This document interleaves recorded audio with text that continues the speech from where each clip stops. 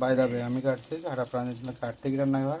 আজকে কিন্তু একদম আলাদা জায়গায় রান্না হচ্ছে চিকেন, আর একদম স্লো আঁচে দিয়ে একটা দিকে বাইরের ভিউ পয়েন্ট একটু দেখাই, ঠিক আছে?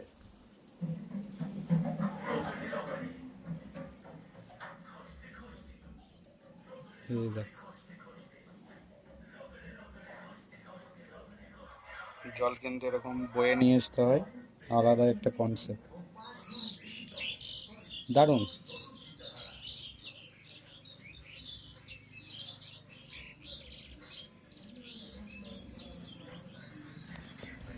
যে জলটা নিয়ে এসছে না, ওটা ওখানে একটা নলেতে পড়ে জল, আর সেখান থেকে ওরকম ব্যাগে করে জল ভরে নিয়ে আসতে হয় খাবারের জন্য।